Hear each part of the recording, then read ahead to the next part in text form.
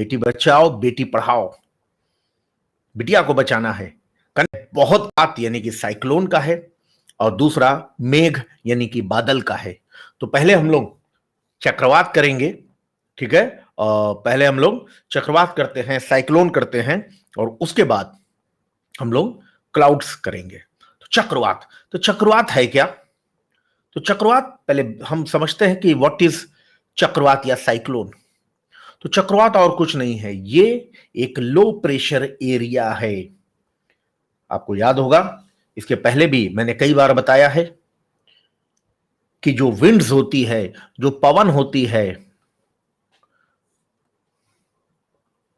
ये सदैव high pressure यानी कि उच्च वायु दाब क्षेत्र से लो प्रेशर यानी कि निम्न वायु दाब क्षेत्र की ओर जाती है। और जितना इनके बीच में दाब का अंतर होगा, वायु दाब का अंतर होगा, उतनी स्पीड क्या होगी? ज्यादा होगी। उतनी इस पवन की स्पीड ज्यादा होगी। तो ऐसे में होता क्या है कि कभी कभी किसी एक ही पॉइंट पे, किसी एक ही पॉइंट पर, नहीं नहीं Deeksha, you are not late, I just started the class. एक ही पॉइंट पर वायु दाब क्या है, कहीं कहीं बहुत ही कम हो जाता है, लेकिन उसके चारों तरफ जो प्रेशर है वो क्या है? वो हाई होता है। तो ऐसे में क्या होगा? अगर ये लो है और चारों तरफ हाई है, तो अब चारों तरफ से क्या है कि हवाएं इस सेंट्रल पॉइंट की ओर, इस केंद्र की ओर आ जाएगी। और जब एक ही जगह पे आ रही है, तो अब थोड़ा हम सतह पे देखें, ये सरफेस है, इधर से भी हवा आ रही है, इधर से भी आ रही है, तो क्या होगा? ये हवा जाएगी कहां जब सब एक जगह टकरा रही है आके? यस कमेंट करके बताएं। Yes Kahkasha welcome. तो जल्दी बताएं, कहकशा मींस मालूम है क्या? कहकशा, कहकशा माने क्या होता है? देखें कहकशा को भी पता है कि नहीं। कहकशा मींस गैलेक्सीज, ठीक है। तो गैलेक्सी जो हम लोग ने पढ़ाई की है, शायद मैं सही हूं कहकशा? गलत हूं तो बताना, उसको सही किया जाएगा। हाँ देखो कहकशा ने भी बताया गैलेक्सी, तो गैलेक्सी को ही कहकशा कहते हैं, ठीक है। ये ऊपर जाएगी और अगर हवाएं, हम लोग ने कई बार देखा है कि किसी भी तरह से अगर हवाएं ऊपर जा रही हैं तो किसकी संभावना है? जल्दी बताएं। ऊपर जाएंगी तो फिर वही होगा, तापमान कम होगा, क्योंकि हम लोग ने देखा था प्रत्येक 1000 मीटर ऊपर जाने पर तापमान में 6.5 डिग्री की गिरावट आ जाती है। तो जैसे ही ये हवा ऊपर जाएगी तो इस हवा के अंदर कुछ ना कुछ मॉइस्चर है, कुछ ना कुछ नमी है, कुछ ना कुछ पानी वाष्प के रूप में है। और यही जब हवा ऊपर जाएगी तो टेम्परेचर कम होगा और यही किस में कन्वर्ट हो जाएगी? यही पानी की बूंदों में, क्योंकि ये अब लिक्विड फॉर्म में आ जाएगी, ये पानी की बूंदों में कन्वर्ट हो जाएगी। और यही क्या है? यही क्लाउड है। क्लाउड और कुछ नहीं है। बादल क्या है? मेघ क्या है? ये बहुत ही टाइनी ड्रॉपलेट्स का ये एक समूह है, ग्रुप है, बहुत ही अत्यधिक लघु जल बूंदों का समूह है।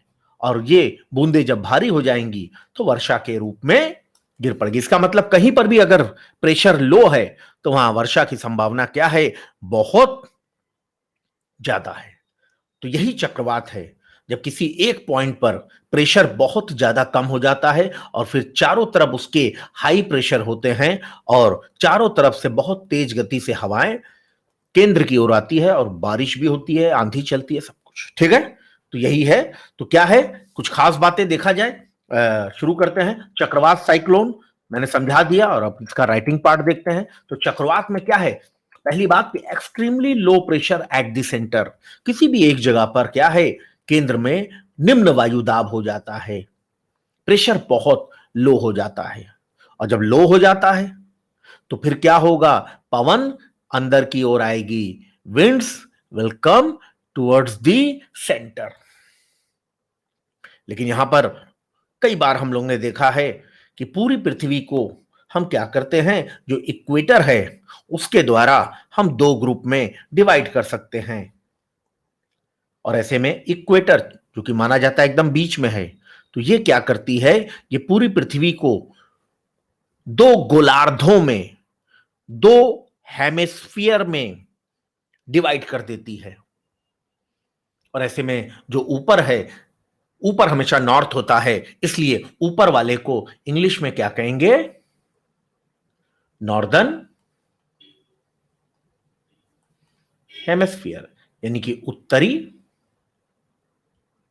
गोलार्ध।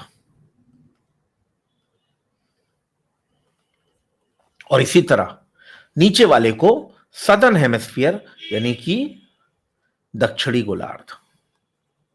लेकिन इनके बीच में, मैं पहले भी बता चुका हूं कई बार, इनके बीच में जो रिलेशन है ये बिल्कुल ऑपोजिट है। आपको याद होगा जब हम लोग ऋतु परिवर्तन की बात कर रहे थे तो हम लोग ने देखा था कि 21 जून को अगर उत्तरी गोलार्ध में, नॉर्दर्न हेमिस्फीयर में सबसे बड़ा दिन होता था तो दक्षिणी गोलार्ध में सबसे छोटा दिन होता था। जून में अगर उत्तरी गोलार्ध में बहुत गर्मी पड़ती थी तो दक्षिणी गोलार्ध में बहुत ठंडा पड़ता था। इसी तरह अगर उत्तरी गोलार्ध में हम लोग ने देखा था दिसंबर में अगर जाड़ा है तो दक्षिणी गोलार्ध में दिसंबर में बहुत गर्मी पड़ती है। इनके बीच में हमेशा रिलेशन क्या है? उल्टा होता है। तो अभी हम लोगों ने देखा कि कहीं पर भी अगर एक निम्न वायु दाब, लो प्रेशर एरिया क्रिएट हो जाएगा तो आसपास से हवाएं क्या होंगी? अंदर की ओर आएंगी। यही चक्रवात है। लेकिन पृथ्वी घूम रही है, गोल गोलाई में घूम रही है, जिसके कारण ये जो हवाएं अंदर को आ रही हैं ये स्ट्रेट नहीं आती है, ये सीधी नहीं आती है। और इसीलिए जो एग्जाम का क्वेश्चन आ गया कि नॉर्दर्न हेमिस्फीयर में अगर कहीं भी लो प्रेशर है तो हवाएं जो अंदर को आएंगी क्लॉकवाइज आएंगी कि एंटी क्लॉकवाइज? जल्दी बताइए कैसी आएंगी? यस यस यस, क्लॉकवाइज कि anti clockwise? Anti clockwise. Anti clockwise माने जनरली हम देखते हैं कि जो घड़ी है तो घड़ी की जो सुई है, घड़ी की सुई इस दिशा में घूमती है तो ये क्लॉकवाइज है। लेकिन अगर कुछ उल्टा घूमता है तो ये एंटी क्लॉकवाइज है। तो यहां हवाएं जो आती हैं ये इस तरह आती हैं। इसका मतलब ये देख रहे हैं, ये घड़ी की सुई की विपरीत दिशा में है। तो यही क्या है? ये चक्रवात है। लेकिन मैंने बताया था कि दक्षिणी गोलार्ध में इसका उल्टा होगा, सदर्न हेमिस्फीयर में जस्ट ऑपोजिट होगा। और इसीलिए सदर्न हेमिस्फीयर में अगर लो प्रेशर है तो हवा ऊपर एंटी क्लॉकवाइज आ रही है, लेकिन सदर्न हेमिस्फीयर पर ये क्लॉकवाइज आएंगी।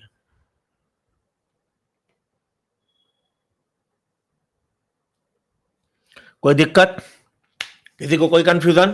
ठीक है, तो यही चीज हम लोग ने लिखा है कि उत्तरी गोलार्ध में सुई की विपरीत दिशा में अंदर आएगी, anti clockwise in northern hemisphere and clockwise in southern hemisphere, यानी दक्षिणी गोलार्ध में सुई की दिशा में आएंगी। कोई दिक्कत? अब क्लियर हो गया ना? आगे बढ़े। चलो, ये देखो छोटी छोटी चीजें बहुत जल्दी क्लियर होंगी।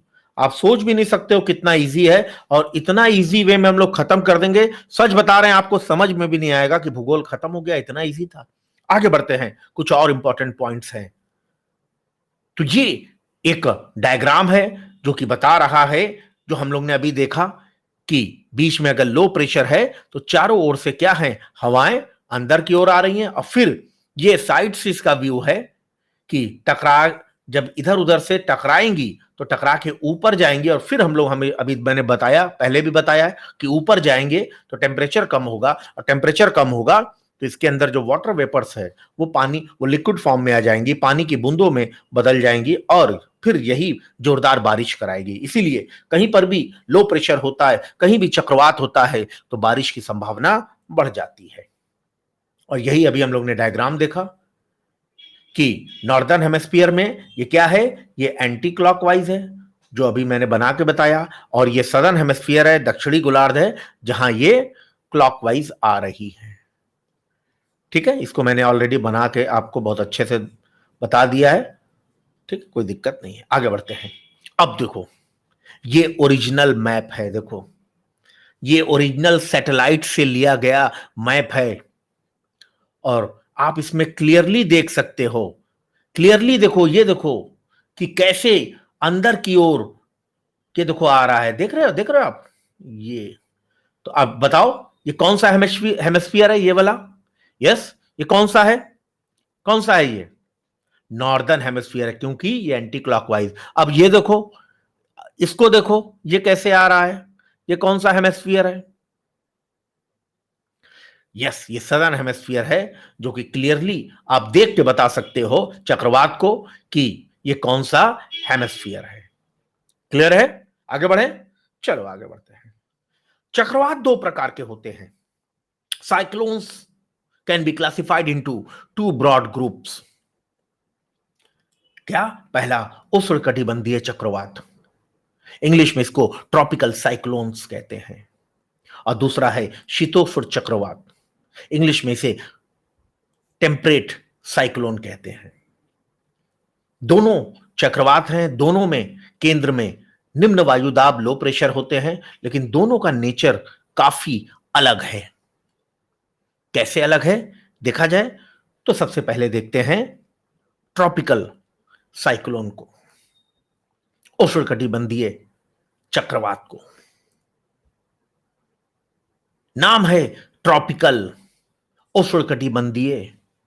तो ट्रॉपिकल माने क्या होता है, इसको भी हम लोग कई बार देख चुके हैं। तो याद रखिए, ट्रॉपिकल माने होता है with in the tropics.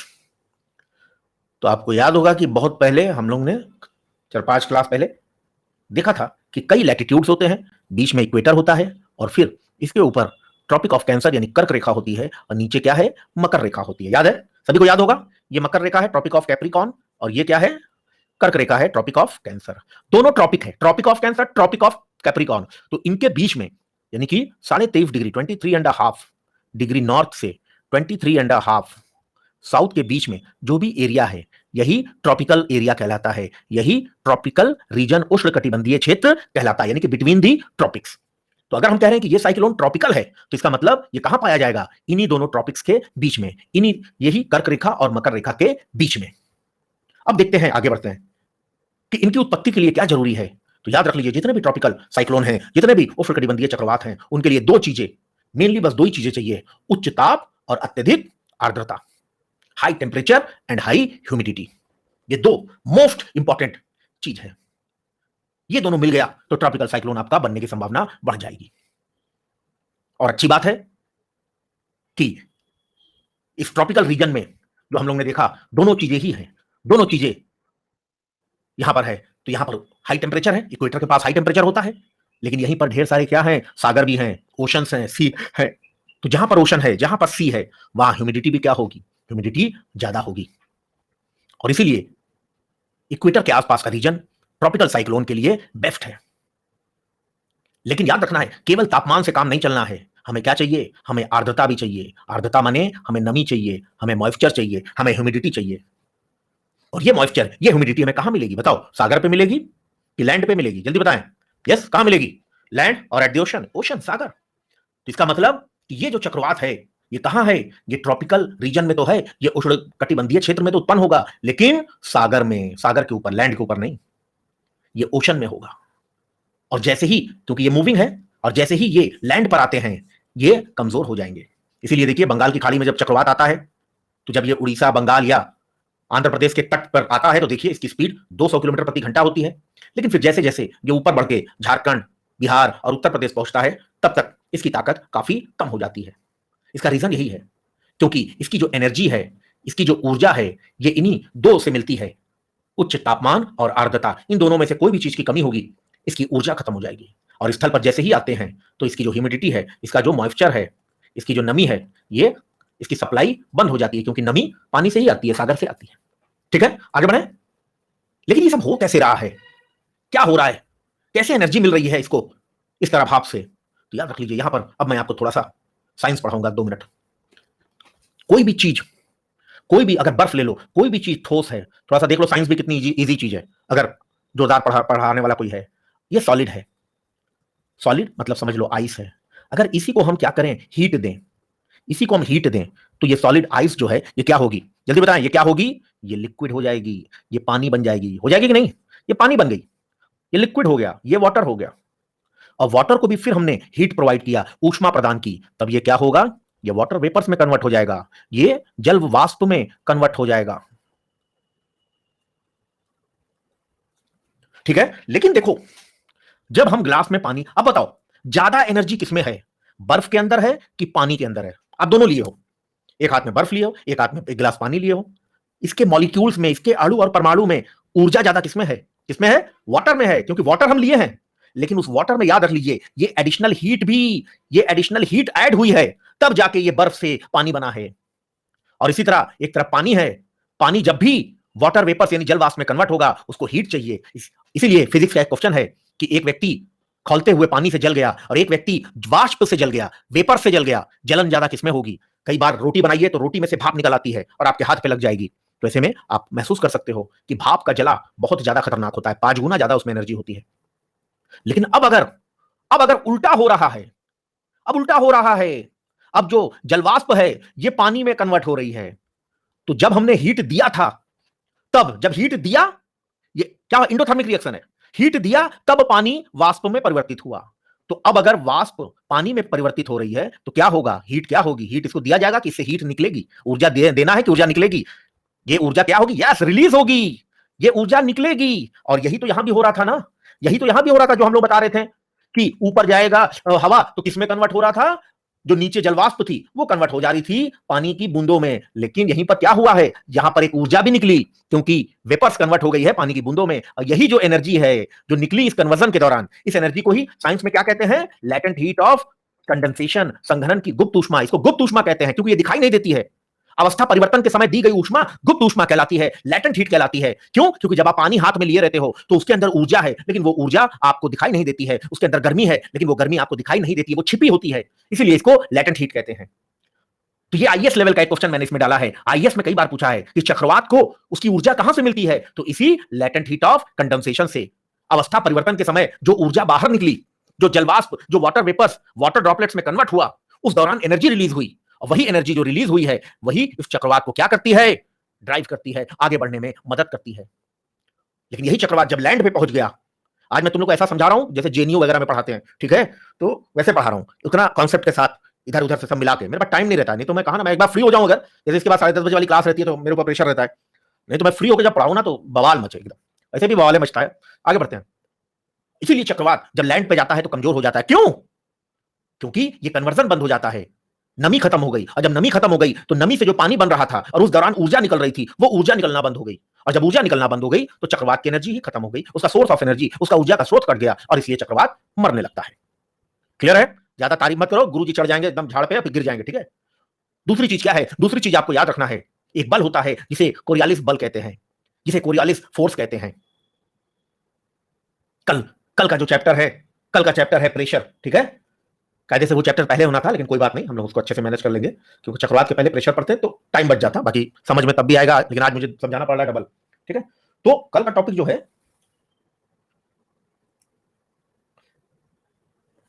Yes, कल वायु दाब है, पवन है और प्रेसिपिटेशन है, ठीक है? यानी वर्षण यानी वर्षा। तो कल इन चीजों को भी देखा जाएगा। प्रेशर में एक बल होता है, क्योंकि कोई भी चीज घूम रही है, आपको याद होगा मैंने कई बार बताया है, सेंट्रीफ्यूगल फोर्स की बात की है। जब आपको याद होगा जब हम लोग पृथ्वी की उत्पत्ति से संबंधित सिद्धांत पढ़ रहे थे, रसल के और समझ लीजिए जीन्स के, जेफरीज के, तो वहां मैंने बताया था कि पृथ्वी घूम रही है या सूर्य घूम रहा है तो बाहर की ओर एक बल लगता है, एक आउटवर्ड फोर्स लगता है, और वही क्या कहलाता है? वही सेंट्रीफ्यूगल फोर्स है। तो पृथ्वी भी घूम रही है, और जब घूम रही है तो इसीलिए यहां पर भी एक बल लगता है, और यही बल, यहां सेंट्रीफ्यूगल फोर्स नाम नहीं दिया जाता है, यह नाम है कोरियालिस बल। तो एग्जाम का ये प्री का भी क्वेश्चन है कि कोरियालिस बल कहां से उत्पन्न होता है, तो याद रखना है ये कहां से उत्पन्न होता है? ये पृथ्वी के घूर्णन के कारण होता है, ये रोटेशन ऑफ द अर्थ जो है ये रोटेशन से डेवलप होता है। और यही क्या है? ये भी अंदर आती हुई विंड्स को क्या करती है? डाइवर्ट करती है। ये जरूरी है, चक्रवात की उत्पत्ति के लिए कोरियालिस फोर्स नेसेसरी है, लेकिन याद रख लीजिए इक्वेटर पर कोरियालिस फोर्स 0 होता है, और इसीलिए जो उष्णकटिबंधीय चक्रवात हैं ये हमेशा इक्वेटर से थोड़ा दूर उत्पन्न होते हैं। तो यहां पर इक्वेटर बना है, यहां पर इक्वेटर बना हुआ है, यहां से लेके यहां तक, लेकिन कोई भी चक्रवात बिल्कुल इक्वेटर पर नहीं बनता है। सब चक्रवात देखो थोड़ा सा क्या है, इक्वेटर से ऊपर बनेंगे, 5 डिग्री के आसपास बनते हैं। और ऐसा इसीलिए है क्योंकि इक्वेटर पर कोरियालिस फोर्स 0 होता है, और ये कोरियालिस फोर्स भी क्या है? नेसेसरी है, ठीक है? तो कई बार एग्जाम में पूछा है कि चक्रवात, उष्णकटिबंधीय चक्रवात, ट्रॉपिकल साइक्लोन कहां उत्पन्न होते हैं? ऑप्शन आएगा 0 डिग्री, बी आएगा 5 डिग्री, तो याद रख लीजिएगा 5 डिग्री के आसपास। क्लियर है? आगे बढ़े, चलो। डायरेक्शन, मैंने कहा ना कि कल वाला अगर हम लोग पढ़े होते तो ये थोड़ा सा समय बच जाता। तो यहां कल हम लोग एक चीज पढ़ेंगे। क्या पढ़ेंगे? तो कल हम लोग एक चीज ये पढ़ेंगे, विंड्स, पवन, और देखेंगे कि कल इसी को पढ़ना है फिर, कि इक्वेटर के पास क्या है, इस तरह की हवाएं चलती हैं, यानी कि डायरेक्शन इसका जो है ये लगभग ईस्ट टू वेस्ट होता है। इसी को व्यापारिक पवने कहते हैं, कल पढ़ेंगे इसको। इसी को ट्रेड विंड्स कहते हैं, यही ट्रेड विंड्स है। तो ये बेसिकली ईस्ट से, ठीक है, आ तो रही इक्वेटर पे, लेकिन बेसिकली ये ईस्ट से क्या है, ये वेस्ट की ओर जा रही है। तो कोई भी चक्रवात अगर यहां उत्पन्न होगा तो वो क्या करेगा, वो इसी ट्रेड विंड्स के प्रभाव में, इसी व्यापारिक पवनों के प्रभाव में ये हमेशा किधर जाएगा, पूर्व से पश्चिम की ओर जाएगा।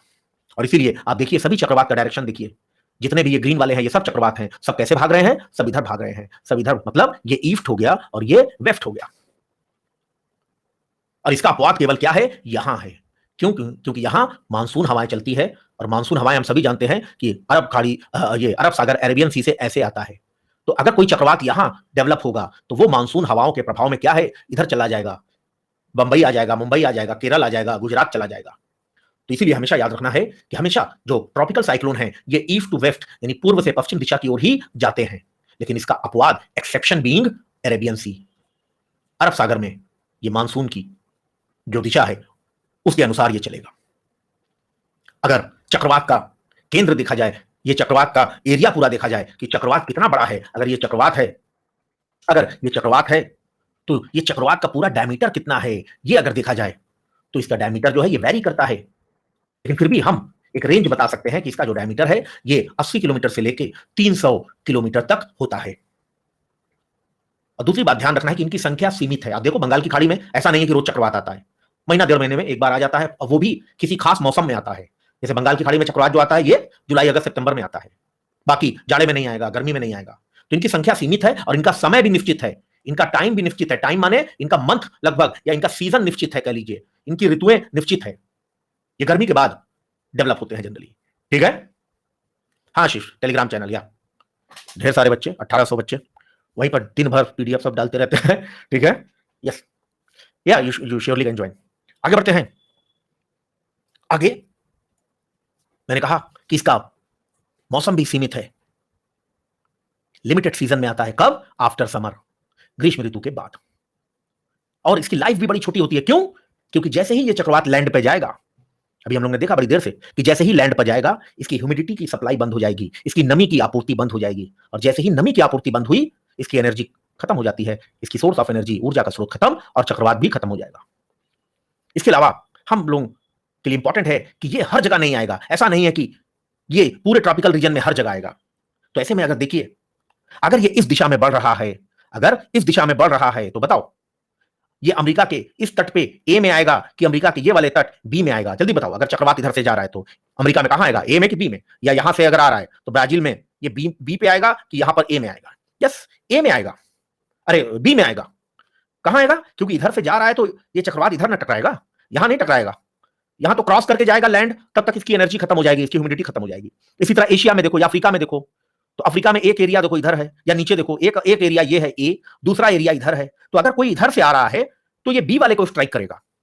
इसका मतलब महाद्वीप के किस पार्ट में इस चक्रवात का प्रभाव देखने को मिलेगा? कॉन्टिनेंट के किस पार्ट में? ईस्टर्न की वेस्टर्न? कॉन्टिनेंट के, जल्दी बताएं। कॉन्टिनेंट के ईस्टर्न पार्ट पे। लेकिन यही अगर कहा जाए कि ओशन के किस पार्ट में, अगर ये पूरा एक ओशन है, ये एक महासागर है, तो महासागर के किस पार्ट में है? वेस्टर्न। तो दोनों तरह से क्वेश्चन पूछेगा, ठीक है। तो अपने को याद रखना है कि दोनों तरह से आंसर अपने को आना चाहिए। ये western part of the ocean यानी कि महासागर के पश्चिमी तट पर, या महाद्वीप के पूर्वी तट पर हमें इसका प्रभाव देखने को मिलेगा। इसकी आगे बढ़ने की गति बहुत धीमी होती है, और कहीं कहीं तो एक ही जगह पर ये एक आध दिन स्थिर हो जाता है, और लगातार वहां जोरदार एक आध 2 दिन तक बवाल बारिश होती है, बाढ़ आ जाती है, बड़ी तबाही मचती है। अब आपको चक्रवात के केंद्र में चलना है। चक्रवात का केंद्र क्या हुआ? ये चक्रवात का केंद्र है, आप देख सकते हो डायग्राम में दिख रहा है। ये देखो, अभी आगे एक और डायग्राम दिखाएंगे। इसी को माना जाता है कि ये चक्रवात का केंद्र है, तो उसकी आंख है। आंख को ही शुद्ध हिंदी में चक्षु कहते हैं। इसलिए चक्रवात के केंद्र को क्या है? चक्षु कहते हैं। लेकिन यहां पर प्रेशर क्या होगा बताओ? वायु दाब। पूरे चक्रवात के मुकाबले केंद्र में प्रेशर क्या होगा? जल्दी बताएं, प्रेशर क्या होगा? यस, प्रेशर न्यूनतम होगा, टेम्परेचर भी बहुत हाई होगा। लेकिन याद रखिएगा, ये एक अपवाद है। टेम्परेचर मैक्सिमम है, अधिकतम है, वायुदाब मिनिमम है, प्रेशर मिनिमम है, लेकिन कहीं पर भी ये कंडीशन होती है तो हैवी रेनफॉल होती है, भारी वर्षा होती है। लेकिन आपके एग्जाम में क्वेश्चन पूछा है कि चक्रवात के केंद्र में बारिश का क्या हाल होता है, तो याद रख लीजिए, भले ही चक्रवात के केंद्र में टेम्परेचर बहुत ज्यादा है, वायुदाब भी बहुत कम है और निश्चित ही बहुत भारी बारिश होनी चाहिए, लेकिन नहीं होती है। चक्रवात के केंद्र में एकदम बारिश नहीं होती है। ये देखो चक्रवात का केंद्र आपको दिख रहा है, क्यों? क्योंकि देख रहे हो चक्रवात के केंद्र में आपको बादल ही नहीं दिख रहे हैं। देखो दिख रहा है, बादल आसपास दिख रहे हैं, केंद्र में बादल दिख ही नहीं रहा है। क्यों? क्योंकि जब साइड से आप देखोगे तब आपको थोड़ा सा समझ में आता है, ठीक है। और इसको बहुत डीपली हम लोग नहीं जाएंगे क्योंकि उतना टाइम भी नहीं है, अभी एक चैप्टर और खत्म करना है और अभी एक चक्रवात भी और खत्म करना है। लेकिन याद रखना है कि ये जो आई है, ये जो चक्षु है, यहां पर प्रेशर लो है, लेकिन यहां पर क्या है, बारिश नहीं होती है। और ये एक एग्जाम का इंपॉर्टेंट क्वेश्चन है, ठीक है।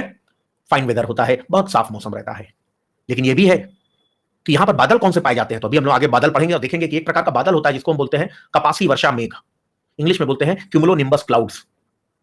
यहीं पर वो बादल पाया जाता है और आज अभी पढ़ेंगे तो क्लियर हो जाएगा कि ये कैसा बादल होता है और इससे कैसी वर्षा होती है। लेकिन आपके एग्जाम में अगर पीसीएस लेवल या उसके नीचे का एग्जाम होता है तो जनरली हम लोग ने बहुत ज्यादा पढ़ लिया, एकदम आईएएस लेवल का उतना पूछता नहीं है।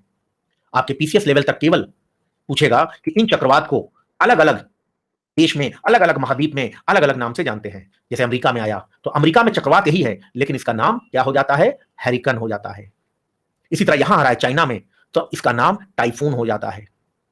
इसी तरह यहां देखो ऑस्ट्रेलिया में आ रहा है तो इसको ऑस्ट्रेलिया में विली विली कहते हैं, और इंडिया में आ रहा है तो इसको साइक्लोन कहते हैं। यही 4 एग्जाम में पूछा है, आपको सुमेलित करने को देगा, मैच द फॉलोइंग देगा। तो याद रखना है कि जो हरिकेन है ये अमेरिका में कहते हैं, टाइफून है ये पूर्वी एशिया या चाइना में कहते हैं, विली विली ऑस्ट्रेलिया में, और इंडिया और बांग्लादेश में, आजकल इंडिया नहीं दे रहा है, कंफ्यूज करने के लिए बांग्लादेश दे रहा है, तो दोनों वही है, एक ही जगह है, साइक्लोन कहते हैं, ठीक है।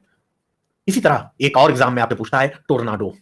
टोर्नाडो क्या है? टोर्नाडो ये है, कई बार हॉलीवुड की मूवीज में भी आया है, ये बहुत ही छोटा चक्रवात है, यहां भी वही हो रहा है, केंद्र में लो प्रेशर है, सब कुछ है, लेकिन इसकी साइज बहुत छोटी है। और किसी भी बड़े चक्रवात को, उसकी सारी ऊर्जा को अगर छोटा करके एक पॉइंट पर ला दें तो उस चक्रवात की शक्ति क्या हो जाएगी, जल्दी बताइए, बढ़ जाएगी कि घट जाएगी? क्या हो जाएगी? कई गुना बढ़ जाएगी, क्योंकि सारे बड़े से चक्रवात की ऊर्जा एक छोटे से स्थान पे आ गई है। इसीलिए ये भले ही साइज में छोटा है, लेकिन ये इतना शक्तिशाली होता है कि अगर ये जमीन पर बड़ी तेजी से मूव भी करता है और रास्ते में अगर इसके कोई कार आ गई या कुछ घर आ गया तो समझ लीजिए कि ये पूरे कार को अंदर ले जाता है, और कार वार तो ऊपर जाके घूमती है, ऐसे घर है, कार है, ये इतना ज्यादा शक्तिशाली होता है। यस, छोटा पैकेट बड़ा धमाका। तो एग्जाम में जनरली केवल यही पूछता है कि दुनिया में इस तरह के, इसको टोर्नाडो बोलते हैं। इसी तरह हॉलीवुड की मूवी आई थी ट्विस्टर, तो याद रख लीजिए कि एग्जाम का जो मेन क्वेश्चन है वो यही पूछा है कि दुनिया में सबसे ज्यादा इस तरह का टोर्नाडो आते कहां हैं। तो याद रख लीजिए कहां आते हैं। अरे बस ज्योग्राफी तक ही मेरी ड्राइंग अच्छी है, उसके बाद एक बार पत्नी का ड्राइंग बनाने बैठे थे 8 और पिटाई हो गई थी, समझ लो, इतना खराब बन गया था, ठीक है। तो याद रखना है कि ये एक स्मॉल वायलेंट स्टॉर्म है, एक बहुत ही छोटा लघु चक्रवात है, ठीक है। लेकिन एग्जाम में जो मैं कह रहा हूं याद रखिएगा, यही पूछा है कि ये सबसे ज्यादा कहां आते हैं। तो अमेरिका में मिसिसिपी नदी है, ये इसी मिसिसिपी घाटी में आते हैं, मिसिसिपी घाटी में। और ये मिसिसिपी नदी मैक्सिको की खाड़ी में गिरती है, इसलिए एग्जाम में ये दूसरा ऑप्शन भी देता है, मैक्सिको की खाड़ी यानी गल्फ ऑफ मैक्सिको। तो केवल ये दोनों अगर आप याद रखेंगे तो आपके एग्जाम के टोर्नाडो के दोनों क्वेश्चन हो जाएंगे। ये आपका समाप्त हो गया। अब शुरू में ही हम लोग ने देखा था कि चक्रवात 2 प्रकार के होते हैं। पहला हम लोग ने देख लिया, उष्णकटिबंधीय चक्रवात, ट्रॉपिकल साइक्लोन। अब इसका सेकंड पार्ट देखते हैं साइक्लोन का, शीतोष्ण चक्रवात, टेम्परेट साइक्लोन। तो मैंने अभी आपको बताया कि ट्रॉपिकल रीजन क्या होता है, ठीक है। तो मैंने यहां पर आपको बताया था कि जो ट्रॉपिक्स होते हैं, ट्रॉपिक ऑफ कैंसर और ट्रॉपिक ऑफ कैप्रिकॉर्न, यानी कि कर्क रेखा और मकर रेखा के बीच का स्थान ही ट्रॉपिक्स कहलाता है, ट्रॉपिकल रीजन कहलाता है, उष्णकटिबंधीय क्षेत्र कहलाता है। लेकिन इसी के जब आप ऊपर जाएंगे, ठीक है, मतलब समझ लीजिए कि 40-45 डिग्री से लेके 60 डिग्री तक, तो वहां के रीजन को क्या कहते हैं, शीतोष्ण क्षेत्र कहते हैं। इसको शीतोष्ण यानी कि इंग्लिश में टेम्परेट रीजन कहते हैं। तो जो चक्रवात यहां उत्पन्न होंगे उसे हम क्या कहेंगे, शीतोष्ण चक्रवात यानी कि टेम्परेट साइक्लोन कहते हैं। तो ये कहां पाए जाएंगे हम लोग ने देखा। तो याद रख लीजिए, अगर ये अर्थ है तो बीच में 0 डिग्री लैटिट्यूड होगा, फिर ऊपर बढ़ेंगे 40 डिग्री आएगा, 45 डिग्री आएगा और सबसे ऊपर 90 डिग्री आएगा। तो सबसे कम जो अक्षांश की वैल्यू है ये बीच में होती है, इसीलिए ये वाले एरिया को लोअर लैटिट्यूड या निम्न अक्षांशीय क्षेत्र कहते हैं। जैसे जैसे ऊपर जाएंगे इसको मिड कहेंगे बीच वाले को, और जैसे जैसे ऊपर जाएंगे तो इसे उच्च अक्षांश यानी कि हाई लैटिट्यूड कहेंगे।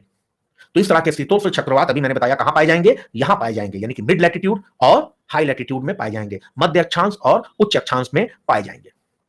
अब देखो होता क्या है, अभी हम लोग ने देखा कि यहां पर टेम्परेचर कैसा है, जल्दी बताइए। इक्वेटर के आसपास टेम्परेचर कैसा है, यहां पर टेम्परेचर, इस एरिया में टेम्परेचर कैसा है, जल्दी बताएं, ज्यादा कि कम, तापमान कैसा है, ज्यादा है। लेकिन इसी के ठीक ऊपर चले जाओ, यहां टेम्परेचर क्या है, यहां टेम्परेचर क्या है, जल्दी बताएं, वहां पर कम है। ठीक है, तो याद रखना है कि क्या हो रहा है कि यहां पर मध्य अक्षांश में दोनों तरह के तापमान क्या हो रहे हैं, मिल रहे हैं। इसके ऊपर अगर देखा जाए तो इसके ऊपर बहुत ठंडी हवाएं चल रही हैं, यहां पर कोल्ड है, और इसी का उल्टा है कि इसके नीचे आप देखोगे तो यहां पर हॉट है, मौसम यहां पर वार्म है। तो ऐसे में क्या है, जब ठंडी हवा और गर्म हवा के बीच की जो बाउंड्री होती है उसी को हम क्या कहते हैं, जो दो देश के बीच में, जैसे इंडिया और पाकिस्तान के बीच में जो बाउंड्री है उसको हम कहते हैं ना फ्रंट, फ्रंट कहते हैं ना, फ्रंट पे लड़ाई हो रही है तो यही नाम इसको दिया गया है, फ्रंट, और हिंदी में इसे वताग्र कहते हैं। तो वताग्र पे क्या है, वताग्र के एक तरफ ठंडी हवा रहता है, तापमान ठंडी बहुत कम रहता है, और दूसरी तरफ टेम्परेचर क्या है, ज्यादा रहता है। और इसी को क्या बोलते हैं, क्या बोलते हैं, हम लोग ने देखा, इसी को वताग्र कहते हैं। और यही वताग्र जो है यही शीतोष्ण चक्रवात की उत्पत्ति का कारण है। हम लोग ने जब ट्रॉपिकल साइक्लोन को अभी देखा तो वहां देखा कि टेम्परेचर, हाई टेम्परेचर और हाई ह्यूमिडिटी ट्रॉपिकल साइक्लोन यानी उष्णकटिबंधीय चक्रवात की उत्पत्ति के लिए आवश्यक है। High humidity and high temperature are two essential requirement for the origin and development of tropical cyclones. लेकिन यहां फ्रंट जरूरी है, यानी कि ठंडी और गर्म हवा का मिश्रण जरूरी है, mixing of warm and cool air जरूरी है, और इसी को वताग्र कहते हैं। और एग्जाम का, और इसी को एयर मास कहते हैं। जब बहुत दूर तक एक ही टेम्परेचर में हवा रहती है तो इसे वायु राशि कहते हैं, इंग्लिश में इसी को एयर मास कहते हैं। तो ये कौन सा है, ये वार्म एयर मास है और ये कोल्ड एयर मास है। ठीक है, तो इसका मतलब कि इस तरह के चक्रवात की उत्पत्ति के लिए क्या है, वायु राशियों का अभिसरण जिम्मेदार है, कन्वर्जेंस ऑफ एयर मासेस। दो तरह के एयर मास आके मिल गए हैं, इधर से ठंडा वाला एयर मास आ गया है। ठीक है, तो इसका मतलब क्या हो रहा है, दो तरह से हो रहा है। नीचे से बीच में एक बाउंड्री बना दें, ठीक है, तो ये बाउंड्री हो गई है। बाउंड्री के ऊपर क्या हो रहा है, दो तरह की हवाएं आ रही हैं, ऊपर से ठंडी हवाएं मिल रही हैं और नीचे से क्या है, गर्म हवाएं मिल रही हैं, और बीच में फ्रंट बन गया है। तो यहीं पर क्या होगा, जब ठंडी और गर्म हवाएं मिलती हैं तो शीतोष्ण चक्रवात को जन्म देती हैं। तो यही है वायु राशियों का अभिसरण, कन्वर्जेंस ऑफ एयर मासेस। दो विभिन्न, दो विपरीत प्रकार के एयर मासेस और वायु राशियां आपस में जब टकराते हैं, एक गर्म और एक ठंडा, तो शीतोष्ण चक्रवात का जन्म होता है। और इसी को समझाने के लिए बर्कनीज महोदय ने एक सिद्धांत पेश किया था, और उस सिद्धांत का नाम है ध्रुवीय वताग्र सिद्धांत। और ये आपको रटना होगा कि बर्कनीज, इंग्लिश में मिस हो गया है तो मैं लिख दे रहा हूं, एक मिनट लिख भी दूं, बाद में ऐड कर दूंगा।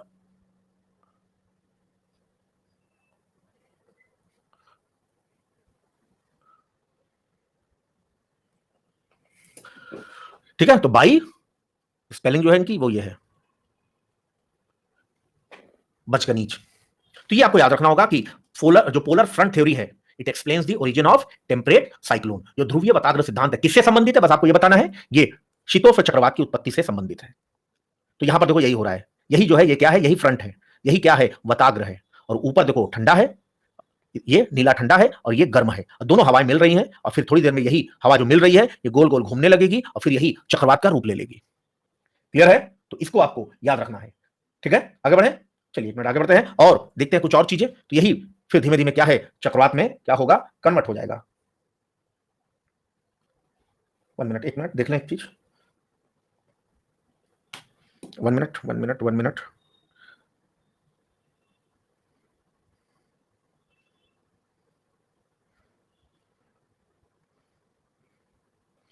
चलिए क्लियर है, अगर बढ़ जाए तो यही क्या है, ये सिद्धांत है। और ये कहां पर हो रहा है, ये शीतोष्ण क्षेत्र में हो रहा है, ये टेम्परेट रीजन में हो रहा है। और देखो ये नॉर्थ पोल है, इसके ऊपर सारा ये ठंडा क्षेत्र है, और इसके नीचे सभी जगह, सभी महाद्वीप में क्या है, ये वार्म है। और इसीलिए इस पूरे क्षेत्र में क्या है, चक्रवात की संभावना यहां पर भी और एशिया में भी बहुत ज्यादा है। ठीक है, तो दुनिया में देखो कई इस तरह के क्षेत्र हैं और सब इसी अक्षांश पर है जहां पर गर्म और ठंडी हवाएं आपस में टकरा रही है। ठीक है, और इसमें एक इंपॉर्टेंट एरिया मेडिटेरेनियन सी भी है। क्यों? क्योंकि इस मेडिटेरेनियन सी पे क्या हो रहा है, भूमध्य सागर में, इसके नीचे अफ्रीका है, और अफ्रीका में भी क्या है, सहारा मरुस्थल है, ऊपर यूरोप है। सहारा में टेम्परेचर कैसे होता है? यस, जल्दी बताएं, जल्दी बताएं। बहुत गर्म है। यूरोप में कैसा है? बहुत ठंडा है। तो इसीलिए ये भूमध्य सागरीय जो क्षेत्र है, ये भी शीतोष्ण चक्रवात की उत्पत्ति का एक प्रमुख स्रोत है। लेकिन कल जब हम लोग पढ़ेंगे तब देखेंगे कि यहां पर कौन सी हवा होती है। अभी हम लोग ने देखा था क्या कि इक्वेटोरियल रीजन में कौन सी हवा है, तो हम लोग ने देखा कि ट्रेड विंड्स है। और ये ट्रेड विंड्स क्या कर रहे थे? ये चक्रवात को किधर ले जा रहे थे? अभी तक हम लोग ने देखा, कल पढ़ेंगे इसको, ठीक है, इसलिए ज्यादा परेशान मत होइएगा, कल हम लोग विंड्स पढ़ेंगे। तो अभी हम लोग ने देखा कि यहां पर एक विंड है इक्वेटोरियल रीजन में, तो ये ट्रेड विंड्स है, और ये जनरली ईस्ट से वेस्ट जा रही है। ठीक है, ये जनरली पूरब से पश्चिम जा रही है। तो जो भी चक्रवात यहां पर उत्पन्न होगा, इसी के साथ इस दिशा में जाएगा। लेकिन यहां पर क्या होगा? यहां पर कुछ और होगा। ठीक है, और ऐसे में जब हम यहां पर कल देखेंगे, ठीक है, टेम्परेट रीजन में, तो यहां पर हवाएं जो हैं ये उल्टी चलेंगी। ये कहां से कहां जाएंगी? ये ऐसे जाती हैं, ये, यानी कि ये किधर से? ये आपके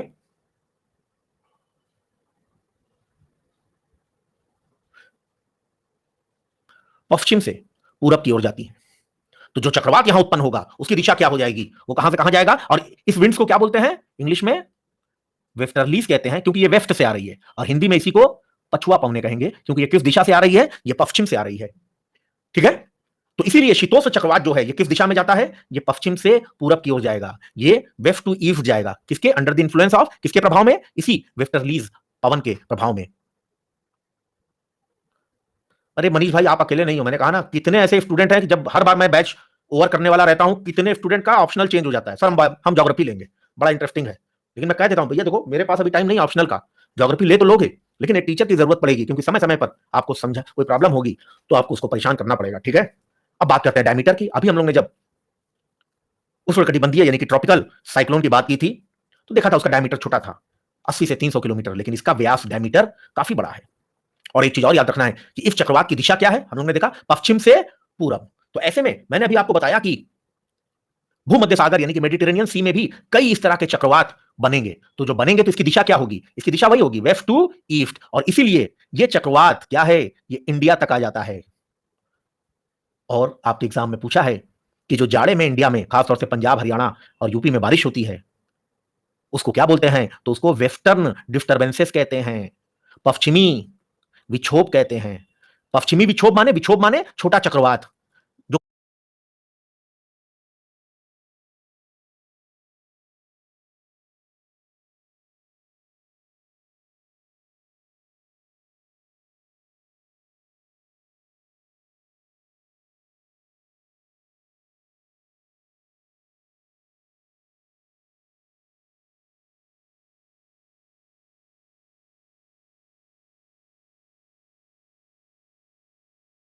जो कहां उत्पन्न हो रहा है? पश्चिम में। कहां पश्चिम में? पश्चिम माने यही पश्चिम, वेस्ट डायरेक्शन में।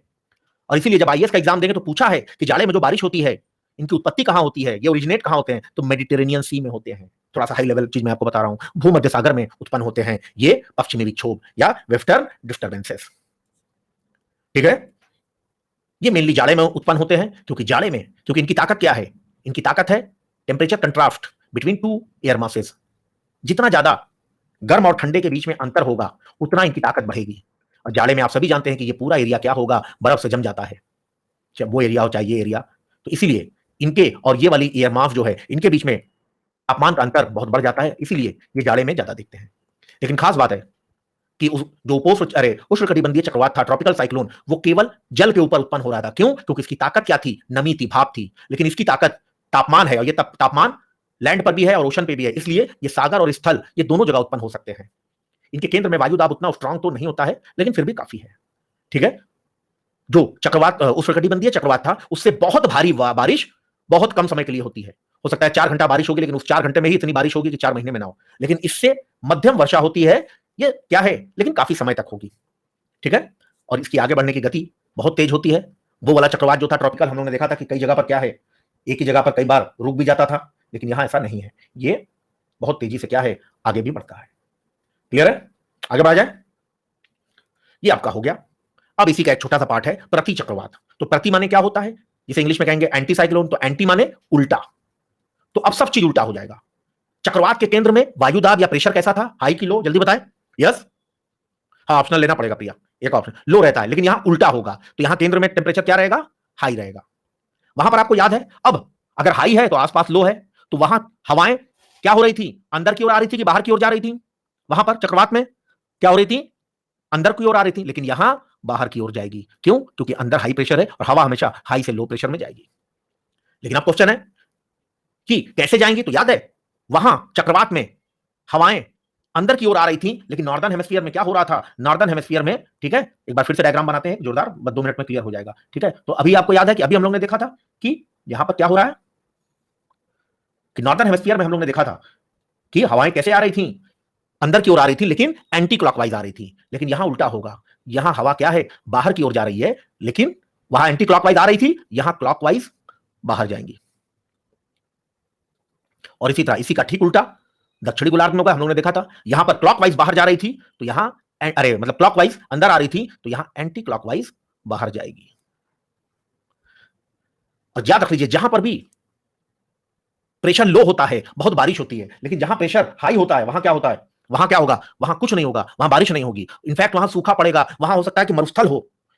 ठीक है, तो यही कुछ चीजें हैं। तो साइक्लोन में हम लोगों ने देखा था प्रेशर क्या है, लो है, और लो के कारण हवाएं ऊपर जा रही थी, और ऊपर जा रही थी तो जो वाटर वेपर्स है ये पानी की बूंदों में कन्वर्ट होकर बारिश दे रही थी। लेकिन एंटी साइक्लोन या प्रति चक्रवात में क्या होगा, प्रेशर हाई है, हवा नीचे आ रही है, और जब नीचे आ रही है तो उल्टा जो पानी की बूंदे हैं वो वाष्प में कन्वर्ट हो जाएंगी, इसलिए बारिश की संभावना नहीं है, इनफैक्ट सूखा पड़ सकता है। तो वही चीज हम लोगों ने देखा कि केंद्र में यहां उच्च वायु दाब होगा, high pressure at the centre, और अगर हाई प्रेशर है तो हवाएं अब बाहर की ओर जाएंगी, winds will move out of the centre, और फिर वही हो जाएगा उत्तरी गोलार्ध में क्लॉकवाइज और दक्षिणी गोलार्ध में एंटी क्लॉकवाइज। ठीक है, इस तरह हो गया। लेकिन सबसे इंपॉर्टेंट है कि मौसम साफ रहेगा, इनफैक्ट सूखा पड़ सकता है, साफ माने बारिश नहीं होगी, लेस रेनफॉल, और इनफैक्ट सूखा भी पड़ सकता है। इसका आकार बहुत बड़ा रहता है।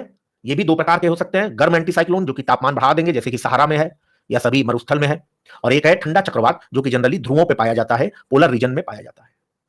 ठीक है, नहीं साइक्लोन से बारिश होगी, डेजर्ट नहीं हो बनेगा। ठीक है, तो जहां जहां देखो मरुस्थल है सब जगह आपको एंटीसाइक्लोन मिलेगा। ये टॉपिक आपका ओवर हो गया है। एक छोटा सा टॉपिक और है 15 मिनट का, उसके बाद आपको जो भी क्वेश्चन है या कंफ्यूजन है हम लोग उसको देखेंगे। ठीक है, क्लियर है, आगे बढ़ा जाए। चलो, मेघ, मेघ कुछ नहीं है, मैंने आपको अभी समझा दिया कि जब बहुत गर्मी बढ़ती है और हवा में नमी होती है, हवा में मॉइस्चर होता है, नमी होती है, ह्यूमिडिटी होती है, तो ये हवा मैंने कई बार बताया कि फैलेगी, और जब फैलेगी तो ये इसकी डेंसिटी कम होगी, इसका घनत्व कम होगा, और जब घनत्व कम होगा तो ये हल्की हो जाएगी, और जब ये हल्की हो जाएगी तो ये क्या होगी, ये ऊपर चली जाएगी, और जैसे ही ये ऊपर जाएगी तो इसका टेम्परेचर क्या होगा, कम हो जाएगा, और जैसे ही टेम्परेचर कम हुआ तो इसके अंदर जो गैस के फॉर्म में पानी है, जलवाष्प है, वाटर वेपर्स, ये सभी पानी की बूंदें बन जाएंगी, कंडेंसेशन हो जाएगा, संघनन हो जाएगा, और यही कुछ नहीं है, यही बादल है। लेकिन बादल कई प्रकार के होते हैं, लगभग 12 प्रकार के होते हैं, लेकिन आपके एग्जाम में लगभग 6-7 तरह का पूछा है, तो हम देखते हैं। तो क्लाउड्स जो मेघ है हम लोग ने देखा क्या है, लेकिन मेघ 3 ऊंचाई के अनुसार 3 ग्रुप में डिवाइड किए जा सकते हैं।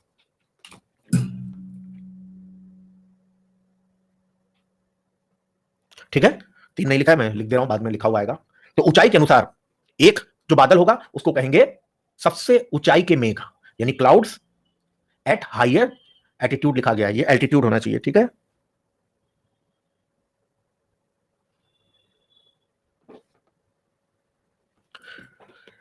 ठीक है, अभी क्वेश्चन नहीं पूछे कुछ भी, मैं बता दूं अभी। तो जो सबसे ऊंचाई पर पाए जाते हैं, यानी 6000 से 12000 मीटर, यानी कि 6 किलोमीटर से 12 किलोमीटर की ऊंचाई तक जो बादल पाए जाएंगे, उन्हीं को हम क्या कहेंगे, उन्हीं को हम क्या कहते हैं, उन्हीं को हम यस उच्च मेघ कहते हैं। तो ये क्या है, ये उच्च मेघ है। तो उच्च मेघ मेनली कितने प्रकार के हैं, ये देखो, हाई क्लाउड्स, ये क्या है, हाई क्लाउड्स, उच्च मेघ। 1 मिनट में लिख दूं।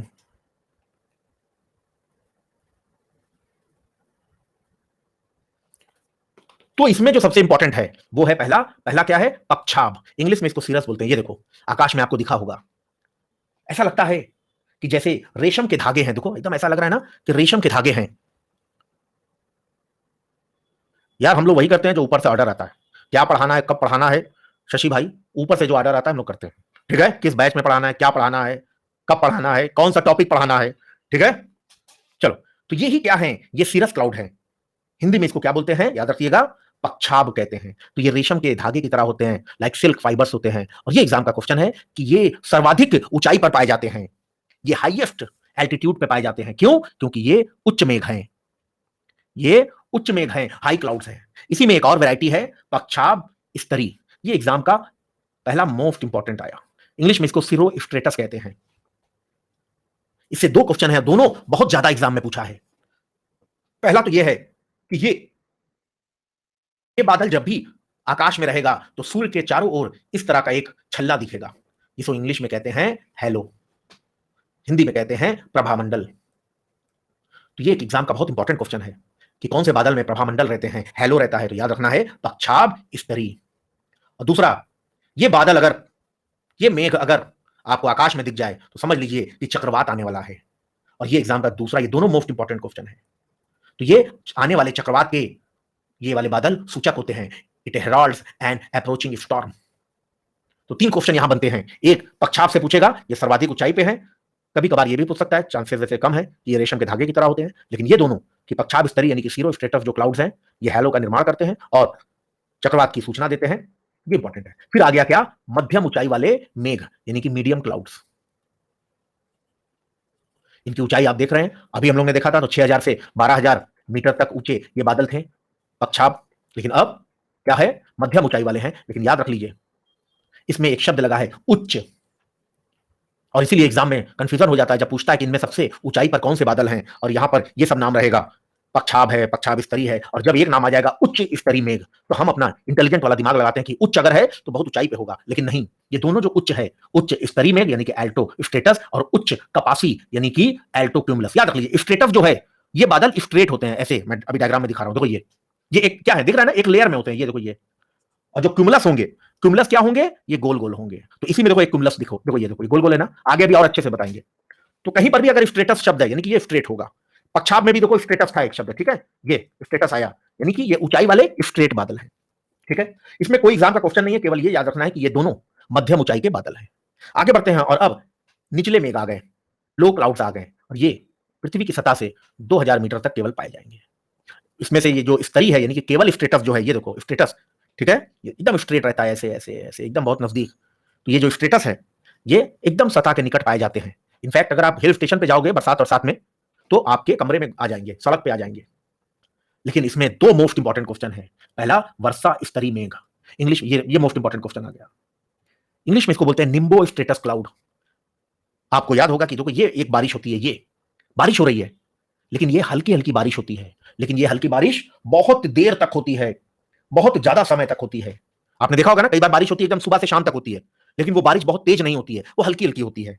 तो एग्जाम में पूछा है कि ये जो हल्की बारिश होती है अधिक समय के लिए, light rainfall for greater duration of time होती है, रिमझिम बारिश, वो किस बादल से होती है, ये एग्जाम का मोस्ट इंपॉर्टेंट क्वेश्चन। तो इस बादल को बोलते हैं वर्षा स्तरी मेघ यानी कि निम्बो स्टेटस क्लाउड। और दूसरी तरफ फिर दूसरी दूसरी वर्षा होती है, भारी वर्षा होती है, लेकिन ये जो भारी वर्षा होती है तूफान वाली, क्या ये दिन भर होती है, जल्दी बताएं, नहीं, ये बहुत कम समय के लिए होगी, आधा घंटा, 1 घंटा, 2 घंटा बस। तो दोनों बारिश अलग है, ये देखो यही ये क्लाउड है जिसका नाम है कपासी वर्षा मेघ यानी क्यूमुलो निम्बस क्लाउड। तो दोनों से बारिश हो रही है, लेकिन कपासी वर्षा मेघ से भारी वर्षा कम समय के लिए हो रही है, heavy rainfall for short time हो रही है। और ये इतनी भारी होती है कि बीच बीच में बिजली भी कड़क जाएगी। एग्जाम में पूछा है कि किस बादल के साथ झंझावत यानी कि लाइटनिंग भी होती है, बिजली कड़कती है, तो यही कपासी वर्षा मेघ यानी क्यूमुलो निम्बस क्लाउड। इससे भारी वर्षा कम समय के लिए, और इसी का ठीक ऑपोजिट कौन सा बादल है, वर्षा स्तरीय मेघ, जिससे दोनों इंपॉर्टेंट है, हल्की बारिश अधिक समय के लिए होती है, ठीक है। और इसकी ऊंचाई भी बहुत वेरी करती है, ये जो बादल है ना, इसकी ऊंचाई जो है ये सतह से लेके ये बहुत ऊंचा तक हो सकता है। और इसीलिए आप डायग्राम में देखिए, देखिए ऊंचाई कितनी ज्यादा है, बादल के अंदर ही ये बहुत ऊंचा मतलब ऊंचाई तक पाया जाएगा। और अगर मैक्सिमम हाइट की बात किया जाए, चौड़ाई की बात किया जाए, तो जो मैक्सिमम थिकनेस है, मैक्सिमम जो थिकनेस है नीचे से लेके ऊपर तक, वो इसी में पाई जाएगी, बहुत एकदम नीचे से लेके, देख रहे हैं, एकदम नीचे से लेके सतह के पास से लेके बहुत ऊंचाई तक है। ये 12000 किलोमीटर 12000 मीटर तक जा सकता है ये, ठीक है। और ये एक डायग्राम है जिसमें आपके सभी बादल एक साथ दिख जाएंगे। तो सीरस बादल हम लोग ने देखा, रेशम की तरह होता है, छोटे छोटे ऐसे। फिर स्ट्रेटस देखा, एकदम स्ट्रेट होता है, लगभग ऐसे लंबा। क्यूमुलोनिम्बस देखा, ऊंचा होता है बहुत इसमें। और फिर इसी में ऑल्टो क्यूमुलस यानी कि ये गोल गोल होगा लेकिन ढेर सारे होंगे। अब आपका जो भी अगर कोई क्वेश्चन है या कंफ्यूजन है, चाहे चक्रवात से चाहे मेघ से, आप पूछ सकते हैं, ठीक है। आज का हो गया है, यस। लेकिन याद रखिएगा क्या जरूरी चीज कि 10:30 बजे जोरदार आज जो टॉपिक है, क्योंकि आप सभी जानते हैं कि मंडे टू फ्राइडे हम लोग की फ्री क्लास चलती है ऐप पे। ऐप पे इसलिए चलती है क्योंकि उसमें पोल कराते हैं, ठीक है। तो ये 10:30 चलती है, ये एमसीक्यू की क्लास होती है। और ये कल हम लोग ने मॉडर्न हिस्ट्री शुरू किया है, आधुनिक भारत का इतिहास कल शुरू किया है। कल हम लोग ने यूरोपियों का आगमन पढ़ा था, और आज क्या है, और आज क्या पढ़ा है, यस, और आज क्या है, आज इसका सेकंड पार्ट है, यानी कि जो Mughal disintegration of Mughal empire, जो मुगल वंश का ढलाव आया, तो उसके बाद इनके अंडर में कई राज्य जो थे इनके, वो स्वतंत्र हो गए, जैसे कि अवध यानी कि लखनऊ वाला, बंगाल, हैदराबाद,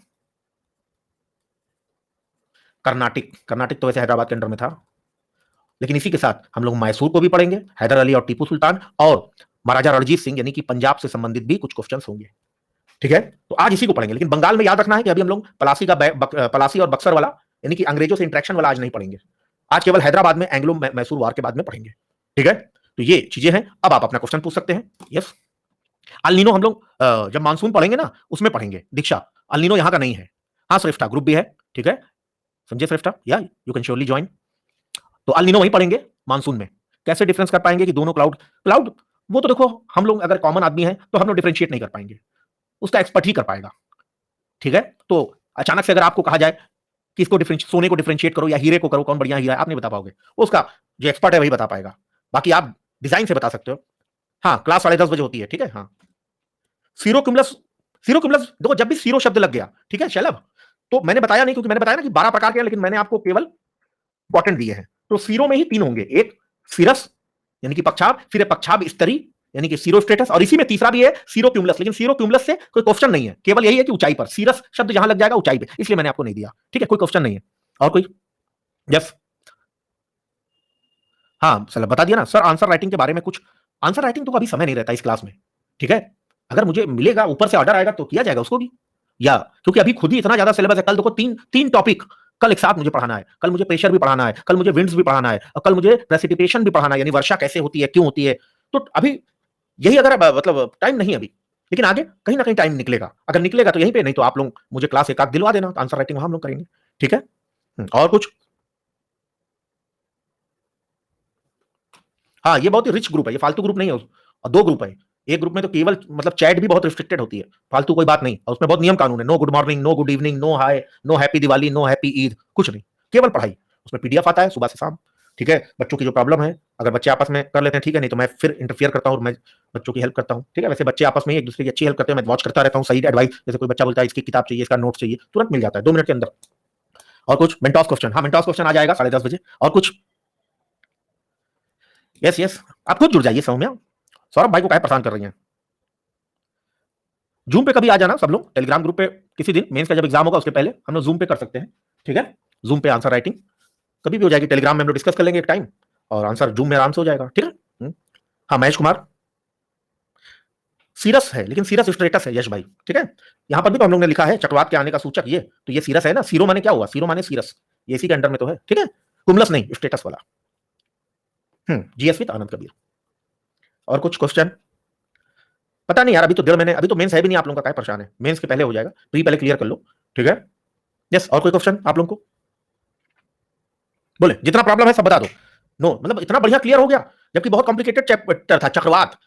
बच्चे पढ़ते हैं तो उनको मतलब 2 घंटे प्रॉब्लम होती है, लेकिन पूरा 2-2 चक्रवात हम लोग ने पढ़ लिया, प्रति चक्रवात भी पढ़ लिया, और आप लोगों को कंफ्यूजन नहीं है। ये वाकई ये मेरे लिए सौभाग्य की बात है, नहीं तो बहुत ही ज्यादा बच्चों को समझ में नहीं आता है, सर ये इधर क्यों जा रहा है, ये उधर क्यों जा रहा है, अंदर हवा आ रही है, बाहर आ रही है। लेकिन आप लोगों ने तो मुझे खुश कर दिया कि आप लोगों को माजिद हुसैन में कोई बात नहीं, माजिद हुसैन में नहीं है, दूसरी किताब में ले लो, क्या दिक्कत है, और जगह ले लो, क्लाइमेटोलॉजी की अलग से किताब ले लो, नहीं तो महेश कुमार बड़वाल ले लो, नहीं तो एनसीईआरटी में होगा, ठीक है।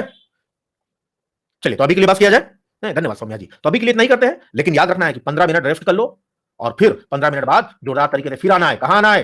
यही जोरदार क्लास जो बायजूस एग्जाम प्रेप की ये नंबर 1 क्लास है। कितने बजे? डेली होती है 10:30 आज भी होगी। टॉपिक याद रखना, अभी कल हम लोग ने मॉडर्न हिस्ट्री शुरू किया है, तो अवध, बंगाल, हैदराबाद, कर्नाटक, मैसूर, पंजाब, इन सब जो ऑटोनोमस स्टेट्स हैं, स्वायत्त राज्य हैं, उनका उदय, केवल अभी उदय, केवल हम लोग, मैंने कहा ना कि केवल मैसूर में हम लोग इनका इंट्रैक्शन पढ़ेंगे, जो एंग्लो मैसूर युद्ध हुआ है वो, ठीक है। तो आज के लिए इतना ही, कल ज्योग्राफी में फिर मिलेंगे हम लोग 9 बजे, और टॉपिक है प्रेशर है, विंड्स है, और प्रेसिपिटेशन यानी कि वायुदाब, पवन और वर्षण। लेकिन अभी के लिए जल्दी से 10:30 आइएगा, ठीक है। Thank you, God bless you.